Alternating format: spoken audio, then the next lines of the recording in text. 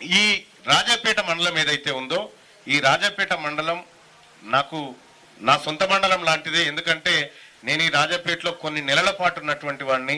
ఇదే government residential దాంట్లో work చేసినటువంటి వాళ్ళం. అప్పుడు ఎలక్ట్రికల్ కాంట్రాక్ట్ మాకే ఉంటుండే, అక్కడ పనిచేసినటువంటి వాళ్ళం మేమంతా. సో కాబట్టి రాజాపేటతో చాలా పెద్ద అనుబంధం ఉంది.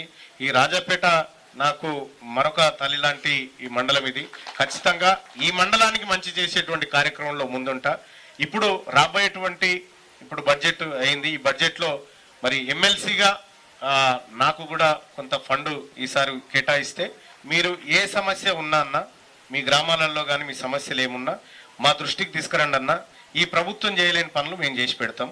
రెండో విషయం ఏంటంటే మరి వచ్చే ఫండ్స్లో కూడా రాజాపేటకు మీరు అవకాశం కల్పించండి. ఈ రాబోయేటువంటి ఫండ్స్లో కూడా ప్రయారిటీ రంగాలు హెల్త్ అండ్ ఎడ్యుకేషన్ మీద కొద్దిగా ఎక్కువగా నా నిధులు ఖర్చు అయితే నాకు హ్యాపీగా ఉంటుంది. అందుకోసమని రేపు వచ్చేటువంటి నిధులు హెల్త్ అండ్ ఎడ్యుకేషన్లో మిగతా మండలాలకు ఏ విధంగా చూస్తూ ఈ మండలానికి కూడా కొద్దిగా రవంత ఎక్కువనే చూడాల్సినటువంటి అవసరం ఉంది ఈసారి అని చెప్పి తెలియజేసుకుంటూ, మీరు మధు గారు ఏదున్నా మీరు నరసన్న గారికి టచ్లో ఉండండి.